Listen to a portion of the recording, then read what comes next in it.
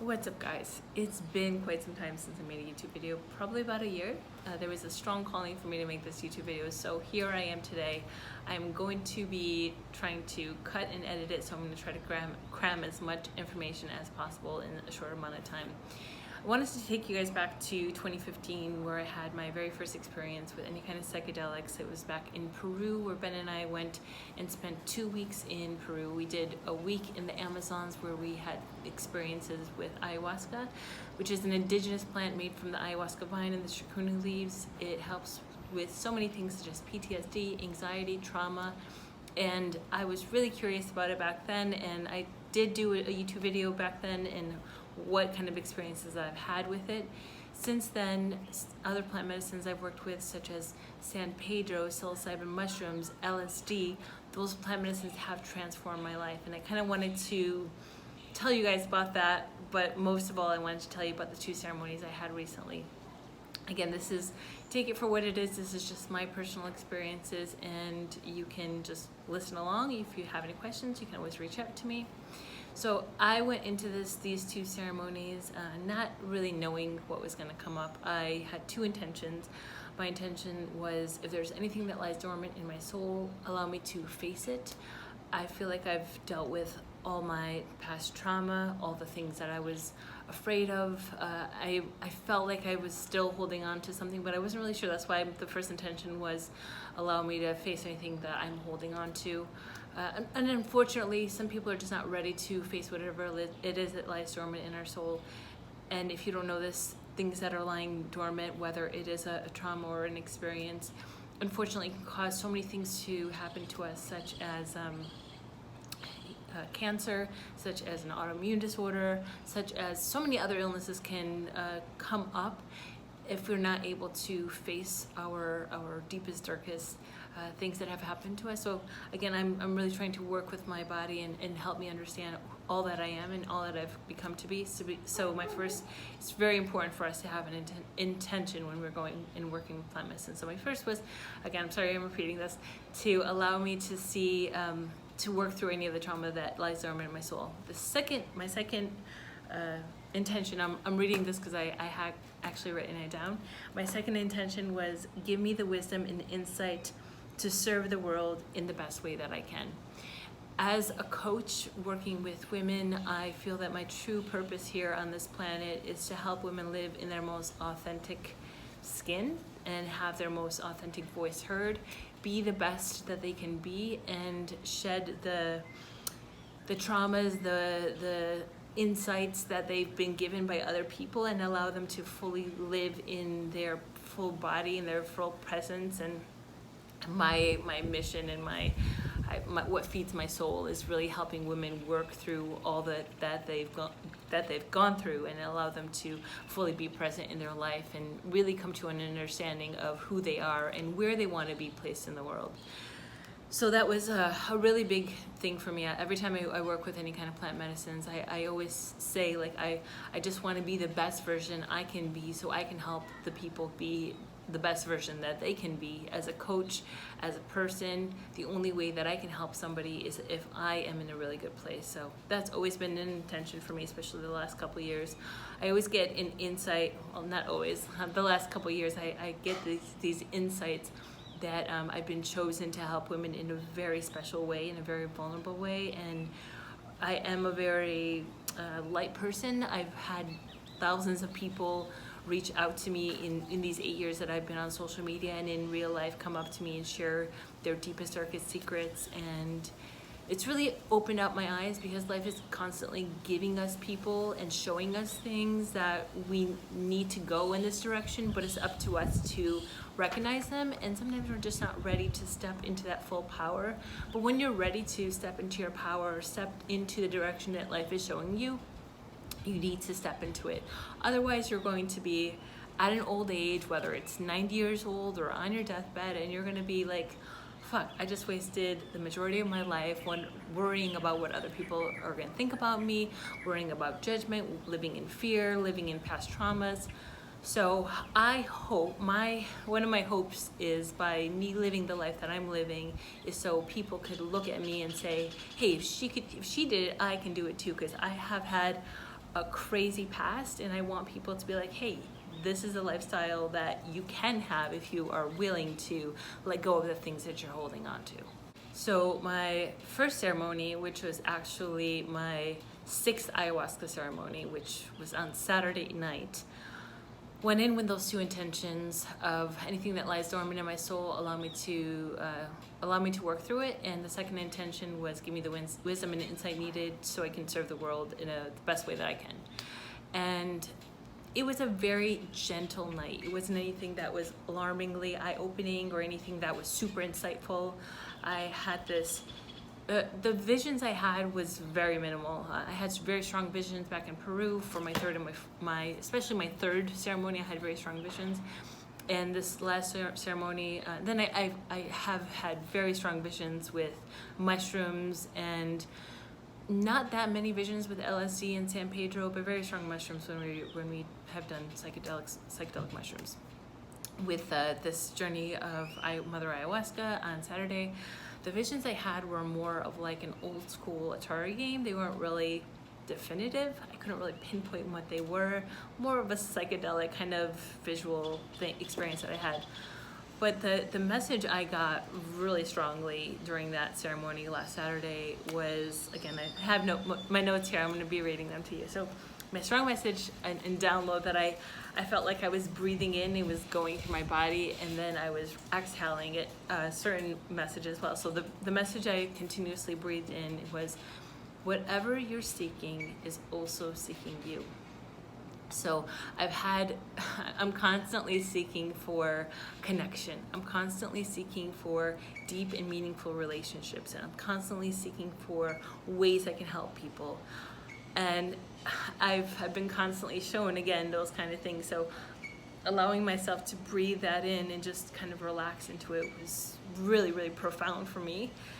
Excuse me, along with my exhale, I was exhaling the fear that's attached to it. So the fear that's attached to getting the things that we're seeking, because once we get the things that we're searching for and we're seeking, it can be scary. So if you are seeking a relationship, a partnership, a job, a career, a lifestyle, and you actually acquire those things, there's so much fear attached to those things that are in the back of our head, and sometimes they are debilitating. Sometimes they allow us to not be able to even take the steps needed to go after whatever it is that we're seeking. So I had this strong breath of whatever you're seeking is seeking you, and exhaling the fear that's attached to whatever it is that's seeking you. Or I'm sorry, exhaling the fear of getting whatever it is that I'm seeking. So felt really, really strongly with that, and just sitting with that, like I'm gonna get whatever it is that I'm seeking, and just let go of everything else, because that fear is not serving me, and that fear that's attached to whatever it is I'm seeking is not gonna allow me to get to where it is. And when I get whatever it is I'm seeking, I'm not gonna be able to fully appreciate and fully be present in the space that I'm in if I can't let go to the fear that's associated with whatever it is that I'm seeking. So really, really stepping into that and feeling that, and still feeling that, and being okay with that, and just falling in love with the process, because it's a process to get whatever it is I'm seeking. Also had this strong insight of understanding people from the moment they're born, in order for me to help them get to wherever they need to be. And not only understanding the people from the moment they were born, but also going back and understanding the lineage, their parents, their grandparents, because unfortunately we are not just who we are at the very moment, we're an inherited being. We're an inherited being from both our parents, who are an inherited being from their parents, so we're constantly being thrown into kind of like a trauma spiral. So we're inheriting a little bit of our parents or grandparents' spiral, who inherited their grandparents' spiral, and your grandparents put it onto your parents, who put it onto you. So unfortunately, most people are not loved the way that they feel like they need to be loved, because we're an inherited amount of trauma, all encompassed to this human being that we are right now. And until we're able to acknowledge that and let go of that and work through it, then we can never be fully present in be our purest self. So my insight that first night was, I need to really understand the person from the moment they were born, along with getting to know their parents and work with that, because as I understood, until we are able to really understand our parents and empathize with our parents, then we cannot get to where we are right now. Because if we're holding on to, I can't stand my mom because she treated me this way, or my dad because he treats me this way. If you're holding on to that very moment and that very thought and not really understanding the person that they were and being empathetic with the younger version of whoever your parents are, you cannot move forward in your life. And that has helped me tremendously in just understanding my parents. And I've tried to understand my parents as much as I can, and they have only shared a very, very limited amount of stuff with me, and they don't speak to me right now. They haven't spoken to me. My mom hasn't spoken to me in almost 10 years. But I truly empathize with her, and I know that she's coming from a place where she's suffering tremendously in her heart. And every time I think about one of my parents or my siblings, who I also don't speak to, who are also suffering tremendously from trauma and other experiences, they will never say any of those things to you because they're ashamed. All I could do right now is send them love. And the love that I send them is not through a phone call, it's not through an email, it's not through a message.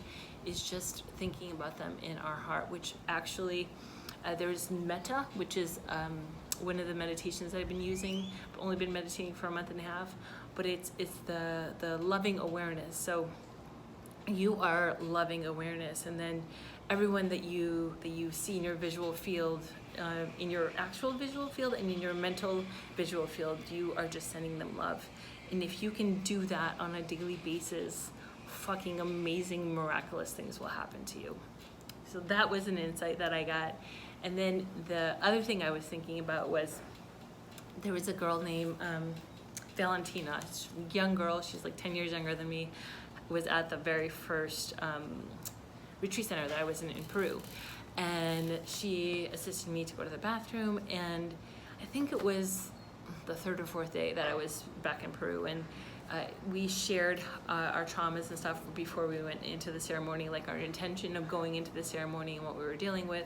And at that time, I wasn't fully ready to share my sexual trauma that I had dealt with. The only people that knew about it was my ex-husband and then Ben, my current husband. And I just felt really ashamed, and I didn't really want to tell anyone. And I didn't know how deep the shame was. It was just something, it was like a secret that I kept to myself. Like, why does anybody need to know about these things? These are the things that I just, I keep to myself. So I explained very, very thoroughly about my sexual trauma in another video, but sexual trauma with a family member, and then somebody that I really trusted, and then first boyfriend. So different sexual traumas that I had, and I told her in detail what had happened. And that night is when I felt like there was tar that was sitting in my gut that I vomited, and I knew specifically that was the sexual trauma that I was holding on to, and it affected my daily life after that. And then she also helped me to the bathroom that night. I don't think I thanked her. I don't think she knew how much she meant to me. So that visual and just emotional attachment I had to her, because after that experience, I became totally okay with my sexual trauma, and now I can talk very detailed about it to a group of 5,000 people with like no emotions coming up. I have no emotion now. It's just it's like a story that has been like a history of me. It's not who I am. It's just like, these are the things I've dealt with to get to where I am right now in my life. And if my story can assist and help anybody, I am here to share that completely in any way that I possibly can. So so I called her after I didn't call her, I left her a Facebook message, because that was my only means of contacting her. I left her a long Facebook message, and I just want to say thank you so much wherever you are. I hope you're doing well. I just want to let you know, here we are almost 6 years later. I don't think I thanked you enough, and I just want to say thank you so much, because your assistance meant tremendously to me, and I'm just coming to realize that now. I'm back doing ayahuasca, and it's just been really, really transformative. So that was ceremony from Saturday night. That was my 6th ceremony with ayahuasca. The last ceremony was something out of this world. I feel like I learned the Encyclopedia Britannica of humankind and how I'm supposed to help people. It was just so profound and overwhelming, and here we are a week later and I feel like I'm still like downloading information that is allowing me to help people in the best way possible. And I don't like to refer to what I do as life coaching, because life coaching is so fluffy, and what I feel like I do is so much deeper than that, because my purpose is to really help women be the best version of themselves and to let go of all the shame, the guilt that's attached to being who they are and where they need to be in their life. So fast forward, or I should say backspace here. So I was shown that as human beings, we're faced with two things. We're love, and then there's fear. And we are brought into this world the moment we come out of our mother's womb. We're directly put into our mother's chest. We long for a connection that's so much deeper than what we have as adults. Most of us are just like so afraid to be who we really are. We're living in our own bubble because we have this detachment to ourself and our soul. But we long and we crave for people to love us for who we are. Unfortunately, and that doesn't happen very often. So backtrack here. We're born into this world as this loving human being, and that is the person who we really are just all loving beings. And then we have this other side, which is fear.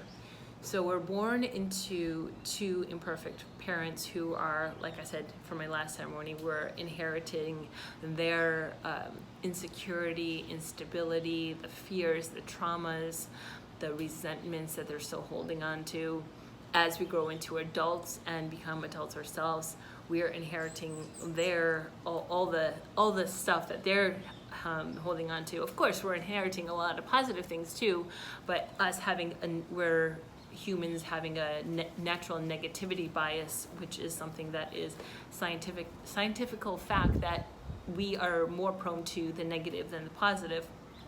We are holding on to all the negative that there is. So we have two sides, love and fear, and unfortunately, fear sometimes outrides the love. So again, I have notes here. I'm gonna just scan down just to kind of give you guys a gist of my night. So I said that the love for me was so profound that evening. It was a Sunday, so today's Saturday, so it's been almost a week. The love was so profound in me that I felt like I was this encompassing, loving awareness, and that my mission on this planet was just to beam love and to show people the pureness of love that is in them as well.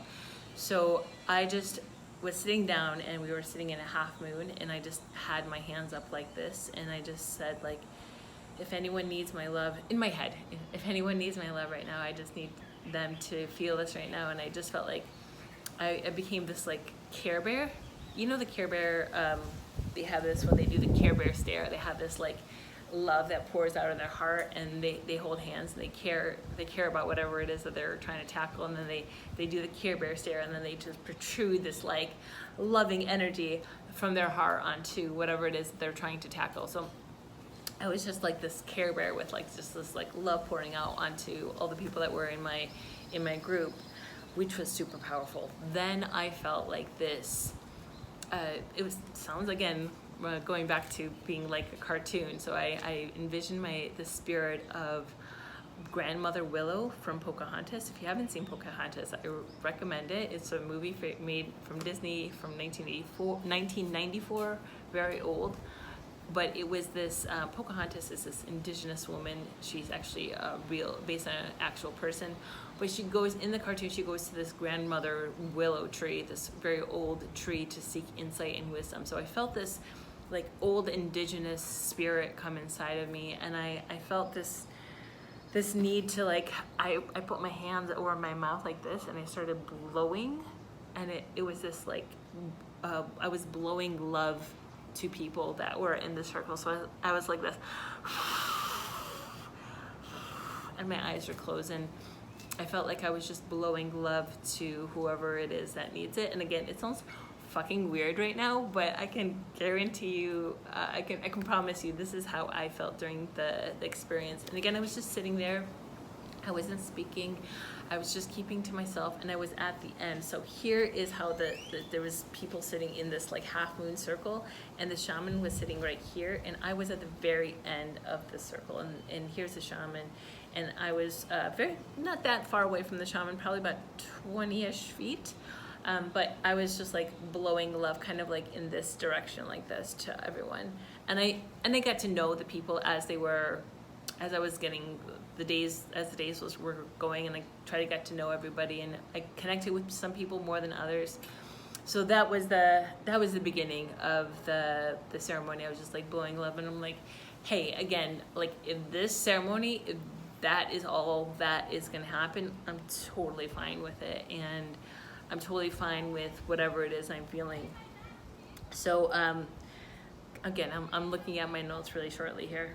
I was shown that after I had experienced everything that I had experienced in my life, that it felt like I was kind of running a marathon, and at the end of the marathon was Ben waiting for me. He was the very first person in my adult life, besides my grandmother when I was 6, that finally loved me for me, and he allowed me to be who I am meant to be.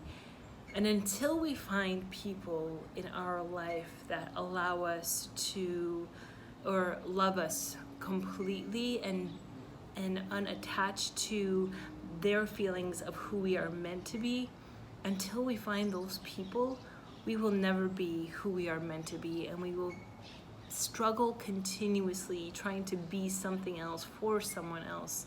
So Ben was my reward for all the life that I had lived. And what it showed me too was people are constantly trying to numb themselves with things like alcohol, marijuana, and trying to distract themselves with social media and other things, because life can be very overwhelming, constantly trying to be yourself and with trying to win other people's approval, and unfortunately it can be a very toxic place. So until you are only surrounding yourself with people who love you for you, you cannot step into who the person you are meant to be. And when I met Ben and he allowed me to be the person who I am meant to be, that is when my healing journey began. That is when the presence of who I am right now began. That is when my whole life began. So I had recognized that it showed me my life. It showed me that when I was born, I was just this innocent, loving human being, and I was thrown into the world of my parents and my siblings. So when I was born, my dad used to always tell me that my mom wished I was a boy. So I've, and in all honesty, I've always felt kind of a rejection toward my mom, even though my mom will, even though she hasn't spoken to me in almost 10 years, she will say that I was her favorite. My sisters have even told me I was her favorite. But yeah, I've always felt kind of a rejection with my mom. And my father has never shown any kind of love to me, but that has a lot to do with the trauma that he has dealt with. He has only shown me about like 1% of his emotional capacity. He's hiding from so much and in such a bubble of emotions that, yeah, he just gets really angry if I even try to like scratch the surface of who he is. So that's a whole nother story.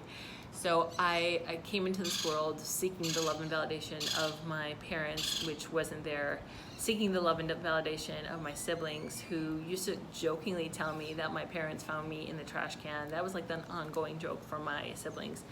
Again, I used to, you know, as a child, these kind of things can kind of wear on you, which is kind of crazy. But yeah, I never felt loved and supported from my sisters growing up, and I'm sure a lot of people feel the same way.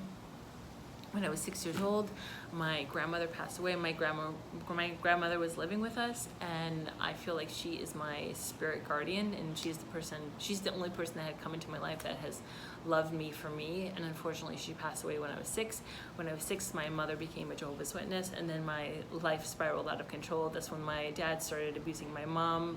My dad used to beat the shit out of my mom to the point where she was almost dead, was put in jail, became an alcoholic. That had a lot to do with my 4th ceremony back in Peru, which I had talked a little bit about. but it had showed me that I was constantly seeking love and validation. So then I was thrown into school where I never felt accepted, whether it was elementary school, middle school, high school. I felt like I couldn't be myself as a Jehovah's Witness, a Chaldean, Middle Eastern girl. I didn't really fit into any kind of specific categories. I always felt like, I don't like the word outcast, but I was an outcast, and I don't like the word misfit because it makes me feel like you really can't fit into the world. I knew I was kind of like this, some kind of different person. I just didn't feel like I was part of this planet, and now I'm finally understanding why I never felt like I was part of this planet. I feel like I was born in a different country, or not different country, different planet, and I was just put on this planet to help people. Now that I feel like all this has happened to me, like I said, I can better understand who I am, and I'm no longer afraid of being who I am. And I think that there's a saying, all that are wandering are not lost. All that are wandering will eventually find their home. All that are wandering will eventually find their people, their tribe, which will allow them to be who they are supposed to be. So going back to my story, so I was thrown into high school. Then I was thrown into my first marriage, which I was with my ex-husband for a total of 10 years, from the age of 22 to 32. And he had a ton of insecurities that he threw on me, whether it was body image issues or some type of social issues. He was constantly throwing them on me and making me feel like I wasn't worthy, I wasn't enough, I shouldn't be who I am, and that was really debilitating.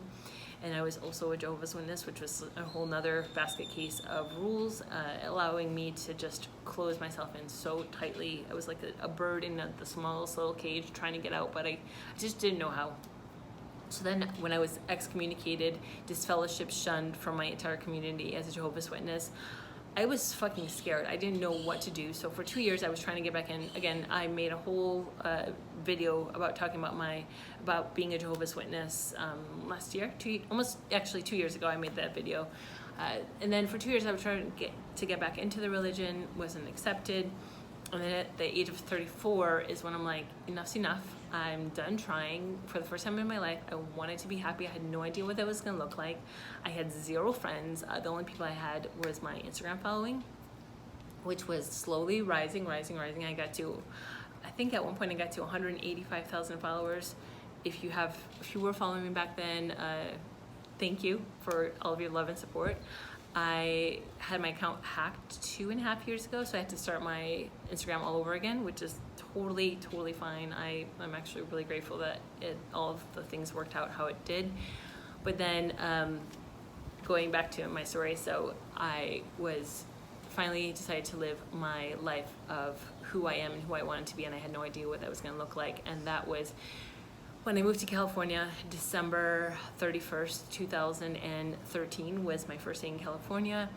I started doing cooking lessons and cooking classes, and still living with families around the world with my project that I had started, Project Fit Nation. And at that point, I had lived with maybe like 40-something families. Then I met Ben, April 1st of 2014. We got engaged 3 weeks later, and we got married June 4th, and we continued to work with people. We became wellness coaches, and we then began to live with people together. And then we had live-in clients who we worked with nutrition, wellness, and then we also started doing mental coaching as well. So, and back in 2015 was our very first experience with ayahuasca. And that was when my healing journey that I had no idea that I needed began. And it's just been all-encompassing, radiant light since then. And if you go back and watch some of my videos of just me being me, you will see, I don't know, I hope that I can exude the energy that I have now versus the energy that I had back then. I hope you guys can see the difference. Okay, going back to my story. Sorry if I'm going on different tangents here. So it showed me this. For those who are aware of the Bible and the scriptures, I am only referring to these scriptures because I was very familiar as Jehovah's Witness with the Bible, and the scripture came to my mind. We did San Pedro, but just Ben and I here on our beautiful patio in our front yard, Valentine's Day of this year. So about 3 weeks ago we did that.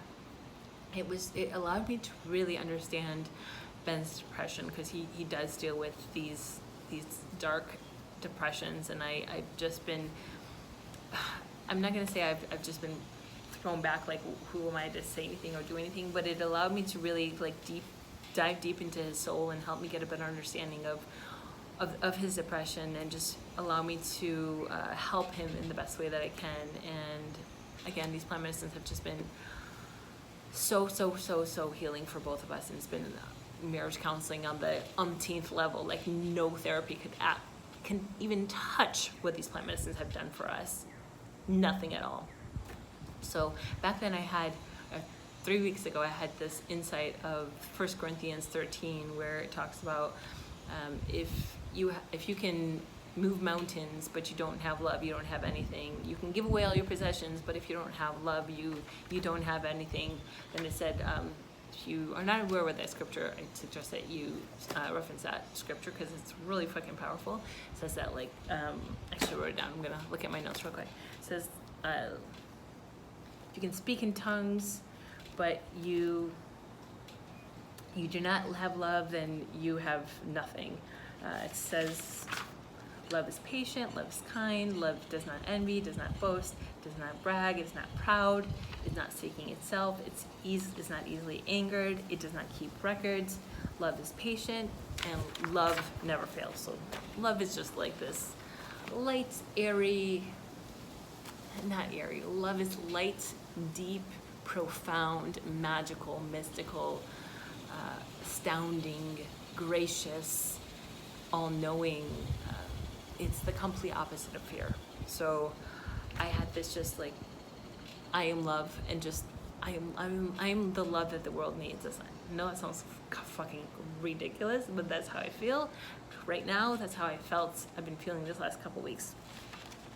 So we're gonna go back to my whole experience. So we go through these stages, and in order to heal from our trauma, I have these 4 stages that we need to get to in order to get to where we need to be and not be overwhelmed with life, because we're continuously trying to be ourselves in a world that we're faced with constant insecurities of other people. So we're constantly trying to be ourselves, and then we're afraid that people are gonna judge us, people are gonna put their own fear on us, and unfortunately that does happen. So we're shining our light, we're like the Care Bears, pushing our hearts to everyone else, and we get into the world and somebody's like, who does that person think that they're trying to be? Why is that person wearing whatever it is that they're doing? So, and it makes us close off, it makes us not be who we are, and we're constantly dimming our light because of other people. But I have good news. So if we're constantly trying to beam our light and not allow the energies of other people, not allow the insecurities of other people to dim our light, the easier it'll become. If we're constantly opening our heart, continuously opening our heart, which takes fucking practice, takes fucking like determination. Like, I'm gonna constantly be who I'm supposed to be and lead with my heart instead of closing myself off because of other people. It gets easier.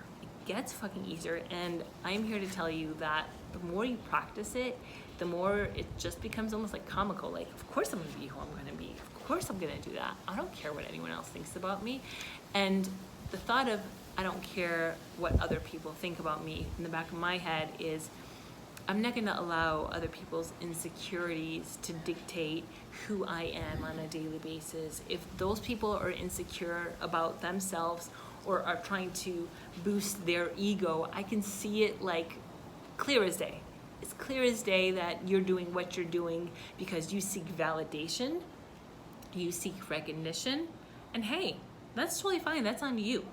I'm not doing those things. I'm coming from a place of love and light, and I'm just here to help people heal and be on their journey, and I'm not here to be recognized. I actually rather not be recognized. I rather be behind the recognition, and I just want to be here to assist. I'm here to assist. I'm not here to be put on a pedestal. So we have forgiveness of what, if anyone has hurt you, going back to these four stages of if we're trying to progress to be who we're supposed to be. So we have to forgive anyone that has ever hurt us in the past, going back to the very first person that you remember that have hurt you. Forgive, accept everything that has come into your life and has allowed you to be where you are right now. And that's huge as well. And once you forgive all the people that have ever hurt you, once you accept where you are in life, love comes naturally. Love is not just this, like, it's not gonna hit you like a ton of bricks. Loving yourself is a huge progress that takes a lot of steps. It's not like all of a sudden you're gonna put signs on your mirror, I love myself, I'm beautiful, blah, blah, blah, and all of a sudden you're gonna feel, no, that's not gonna happen. And it's not about putting these messages on the wall, putting these voice notes on your phone. It's about going back into, like I said, from the moment you were born, and then forgiving your parents for the way that they treated you, and it's only because of the way that they were treated. So forgiving, accepting, love comes next. And then once you get to that love, it's a very natural feeling. It's not this overwhelming feeling that, oh my God, I just feel constantly love. I feel that way now. It's because I've accepted, I've forgiven, I've accepted, and now I just feel this immense amount of love.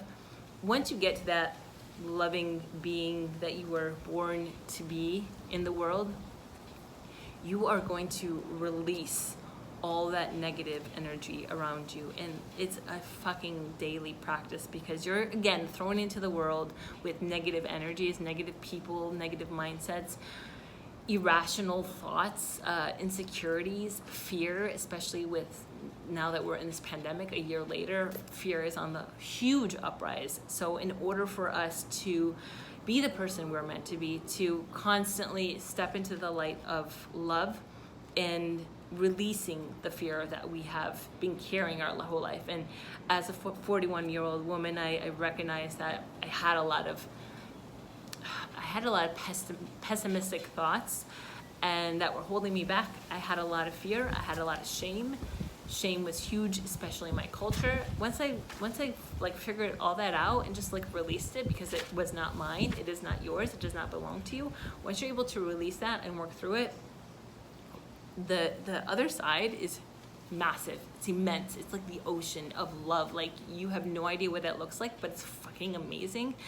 Once you release the people that are no longer serving you, that are no longer allowing you to be the love and light that you are, it can be a very scary place to be alone, undoubtedly. But I can tell you that once you have the courage to leave those people behind, the right people will eventually come into your circle, and they will help you grow. It is not a forced thing. The people that will come into your life will come to you naturally.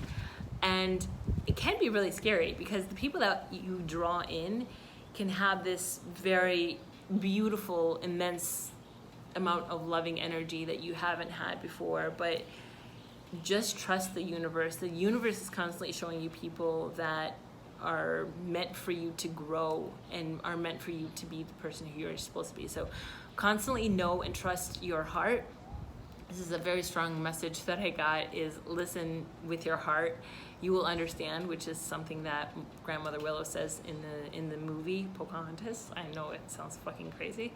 So listen with your heart instead of your fucking mind, because your mind is where all the crazy thoughts come from. And the moment you think with your heart, your intuitive, beautiful, loving, pure heart, that is the direction that you need to go. Unfortunately, we sit in the thoughts that we have, and then all the negative things are spiraling out of control. So if we first listen with our heart and go in that direction, fucking amazing things will happen. Miraculous things, magical things will happen, and you will be blown away by the person who you are now.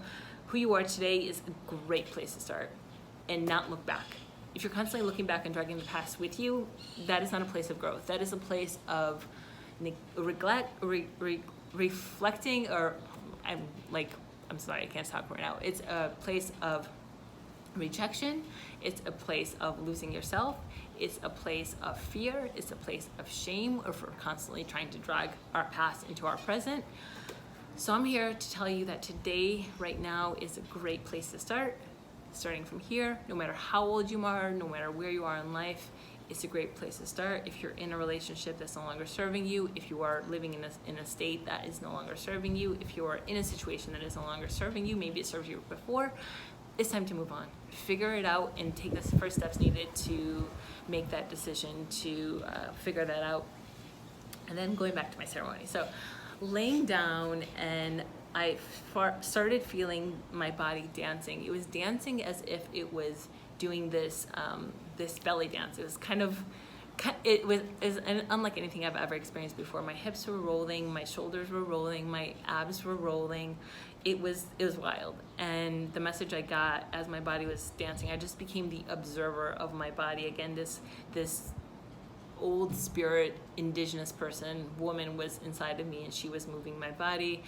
And the message I got with that was, don't forget to have fun. I'm a more serious person, and I don't have fun as much as I feel like I should. I feel like it's still a little bit of, I don't know, I feel like it was a little bit of a shame that's attached to being curious and being playful and being fun. My mom used to always say, like, who do you think you are to be doing the things that you are doing? And that was a voice that was in my head for a very long time. And now I'm like, fuck it. I'm fortunately married to a wonderful man that has just allowed me to embrace the curious child that we were born into, because we're all curious human beings as children. Unfortunately, people's fear and shame gets thrown on us. Who do you think you are to be the person that you are right now? It's like, no, we're all born loving, curious, playful individuals. We have that in us even until the day we die. So be curious about life, be playful, be whimsical. So that, as my body was dancing and just having fun with Mother Ayahuasca, that was the intention, that was the voice that it was telling me. It was also telling me, as it was giving me this insight for myself, it was saying that you need to encourage other people to also be more playful and enjoy life a little bit more, because people are just engulfed in this fear, in this entrapment, in this shame, in this craziness that is their life. And until they can have fun and enjoy their life, they're not going to be able to step into the person that they're going to be.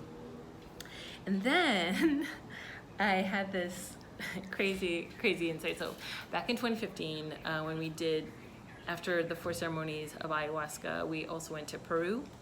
We went to this Temple of the Moon, which is like on the other side of Peru. I think it's in Iquitos. I'm really bad with the places we went to in Peru. Where we did San Pedro. San Pedro is a cactus that grows in South America. It also grows locally in California and in other parts of the world. It's a certain type of cactus that people drink. Again, it's just this plant medicine that can be dried, or it can be made into a tea. So this is a fresh cactus that grew in Peru. We drank it, you drink it in the morning, and the experience is, the high is like 12 hours. It's a very long experience. We drank it in the morning at like 9 or 10 o'clock in the morning. And that day was really long. And I remember connecting with this girl who was like a yoga instructor. She was a really pretty girl. I was sitting with her and I was talking to her, and I remember kissing her. And that was the first time I had ever kissed a girl. And I was 35 years old when I did this. And this is something that, you hear girls kissing other girls, and it's like, oh, fun and playful and whatever. But it ignited something in me, like, this is something really awesome that, I've never experienced before. And I'm just like, okay, well, I am married, I am in a committed relationship. So what does that mean? So I told Ben about it like moments after, and I was like, would you be interested if she joined us? Like, I would love to have this experience with you.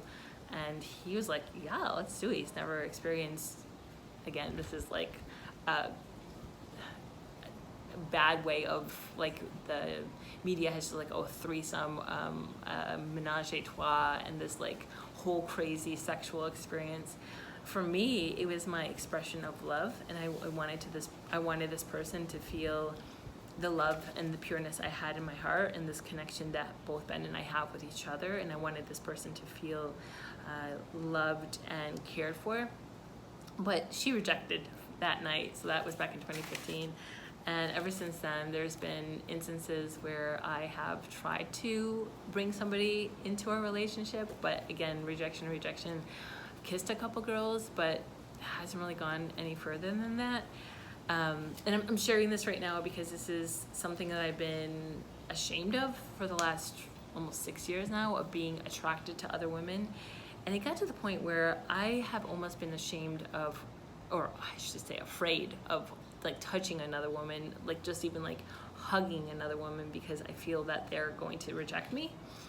So I had this burning sensation in my stomach, and I've shared this experience so many times with Ben. Ben is like, why are you ashamed of being attracted to other women? Women are beautiful.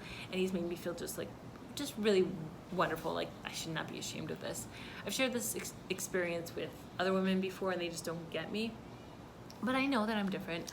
I'm also the person that's like, hey, if another woman wants to kiss Ben or even have sex with him, like, I'm totally open for that. I know that he's mine, he loves me, and I have a relationship with him that is so much deeper than sex. It's so much deeper than physical attraction.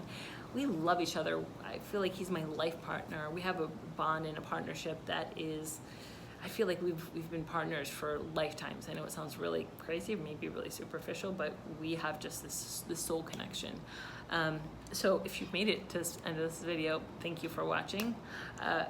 I go back to my experience. So I had this shame that still was residing into my stomach, and I was like, fuck it. Like, I have now women that are okay with me. Like, if I want to touch their hair, I can touch it, and just allowing me to be myself, which has just been like, wow, people like this exist, friendships like this exist.